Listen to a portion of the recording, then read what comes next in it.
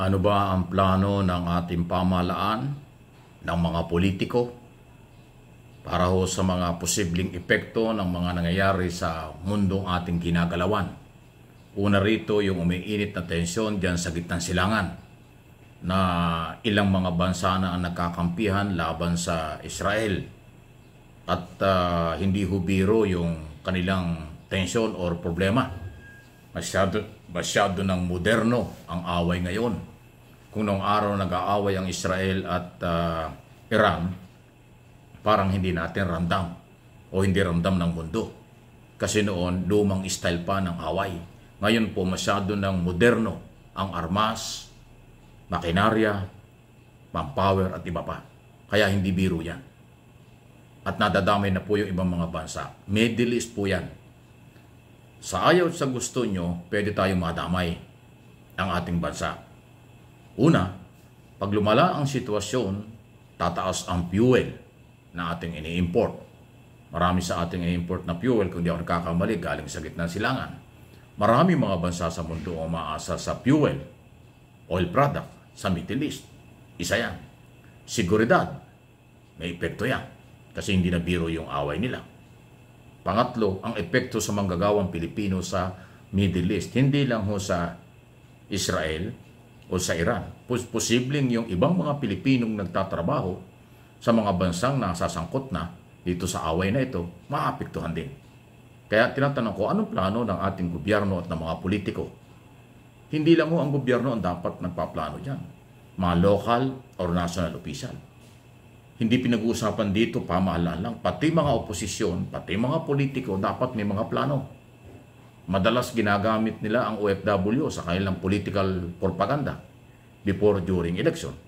Pero pagka ganitong wala ng eleksyon, ay parang nakakalimutan na kung ano ang kanilang dapat gawin sa proteksyon at kapakanan ng mga Pilipino sa abroad. Pangalawa, yung issue pong nangyayari sa Amerika, hindi biro. Yung immigration policy ni President Donald Trump, ay karapatan niya yun, siya ang presidente. Ano ba ang kanyang laging sinasabi?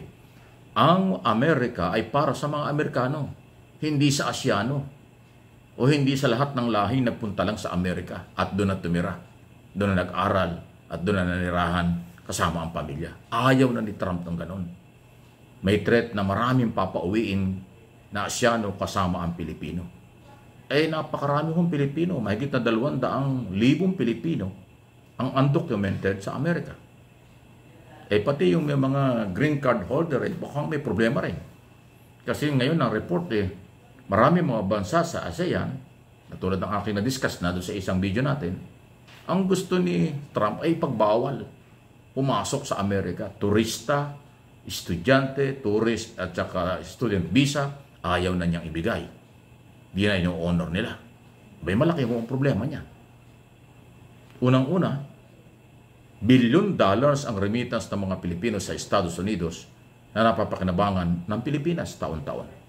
Baka maapektuhan yan. So kung mayroong problema tayo sa Amerika dahil sa immigration policy, mayroong mataas na tensyon sa gitnang silangan, yun yung problema ng bansa at problema ng mga Pilipino. Huwag iasa sa gobyerno lang.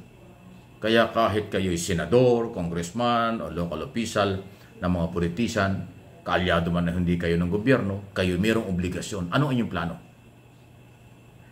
Halimbawa, tumaas ang presyo ng oil product, tataas din ang mga bilihin, maaaring maraming pauwiing walang trabaho. Anong gagawin natin dyan? Yan ang totoo at buhay na paghamon sa bawat isa sa atin. Bawas-bawasan ang sobrang pamumulitika. Bawas-bawasan siguro ang sobrang personal and political interest ng iba. Total ka-eleksyon lang. Dapat siguro harapin kung ano ang maaaring epektong na kakaharapin ng mga Pilipino.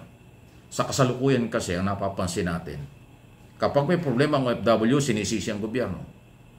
Pagka may mga ganyang problema sa international, ang gobyerno ang inaasahan at sinisisi ng mga politician na for publicity only. Sa halip na sila mismo, opposition man o kalaban ng gobyerno, sila po ay government official din, tumulong sila kung paano tulungan ang Pilipinong pwedeng maapektuhan ng problema ito. Yan po yun. Real talk lang po. Hindi ko kayo tinatakot, hindi ko kayo pinangunahan in case na lumaki ang sitwasyon, ang problema. Di ba dapat nakahanda tayo? Meron kang kamag-anak na OFW, pwede maapektuhan. Anong gagawin mo pag umuwi ng walang trabaho at walang pera yan? Okay? At yung mga nakikinabang sa kanya, sa pagpapaaral ng mga bata at lahat ng pangailangan, pag umuwi ang isang Pilipino dahil walang trabaho, dahil biktima ng kaguluhan, anong gagawin? Yun po yun. Hindi naman pwedeng lahat ayuda. Sa kukuha ng pang-ayuda ang gobyerno kung walang malaking income? Mangungutang para pambigay ayuda? Talo. Kasi ang ayuda ay talagang talong negosyo. Bigay ka ng bigay pero walang kapalit. Hindi ka tulad ng ibang investment yan, ilagay mo sa negosyo, kikita, babalik yung kikita yung pera at babalik pa yung kapital, hindi mawawala. Ay, ang ayuda wala eh. Pagkabigay mo ng ayuda, wala na. Yun po yung malaking pagkakaiba. So, hindi naman tayo nagmamarunong. Tinatalakay lang natin ito para at least meron tayong idea lahat. Maging bukas ang kaisipan, huwag maging suplado o walang pakialam sa isyong ito. Ngayon pa lang ho, tumaas na naman ang fuel. Next week baka tumaas na naman. Habang tumataas ang tension sa gitnang silangan, may problema sa fuel. Huwag natin kalimutan, hindi pa tapos ang problema sa Europe between Ukraine and Russia. Apektado yung oil product, apektado rin yung ibang mga produkto tulad ng harina na ang Ukraine ang isa sa mga producer country ng harina na tayo nakikinabang at nangangailangan din. Nawala na yun, ilang taon na. So nagkakasunod-sunod. Dito lang sa atin, sumobra ang politika, nakakalimutan ang international issue. Mas malaking problema kasi lagi na lang nakatutok sa mga local politics, personal at sariling interest lang ang pinaiiral. Abay, hindi maganda yun. Di ba? Dapat ipagkaisa ang Pilipino administration o anti-administration, administration o opposition o independent group. Dapat may mga plano. Hindi lang ang Department of Labor sa local labor group.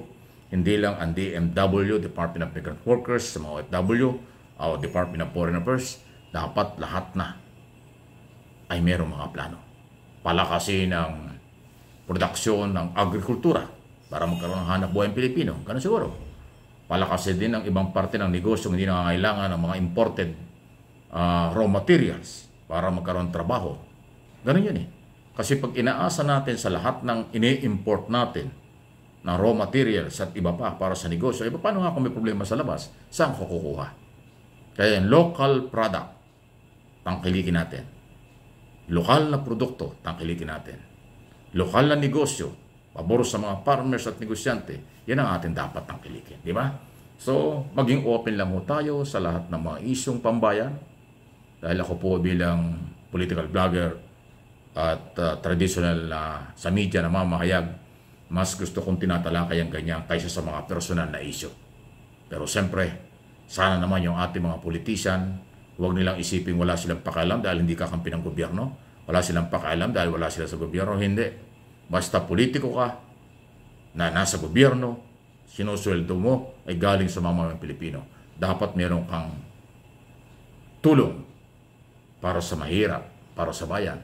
Hindi pwedeng puro na lang pang sarili ang kalao. Yun po yun. Please like and share. Subscribe kung hindi pa sa ating mga channel. This time, ito yun, MA Pinoy TV. At siyempre kabilang channel, Mike Abe Opinions.